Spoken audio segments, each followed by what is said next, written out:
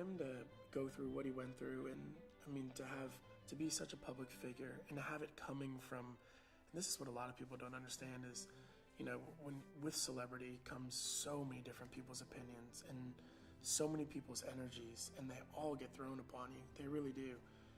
And the horrible things that people said, and to not be able to come out and defend yourself, really, you kind of just have to take it and say, these people are going to think the way they're going to think about me, and that's it. So,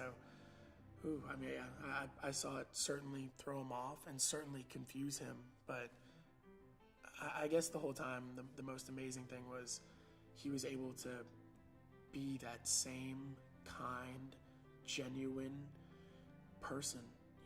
He was always the nicest guy.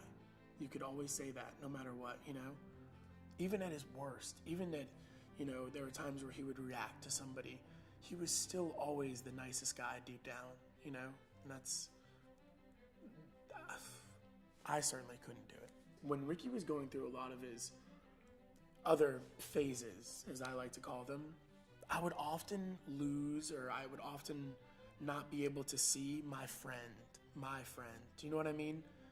I would always be saying to myself, yeah, or sometimes I wouldn't even answer the phone when he called, because I'd be going, we're going to talk about this stuff, and it's not going to be Ricky, and he's going to tell me he doesn't want to do this, but I know he really does, and that's not Ricky. That's what's been so refreshing about Access, is that finally it's Ricky again, the real Ricky, the 18-year-old Ricky when I first met him when he came to Texas on his recruiting visit, and the one who would come over and play video games with me. It's that Ricky again that I get to see. And that's special for me. That's so nice for me, in conversation, going to lunch, just the small things, in talking about his family and talking about his kids.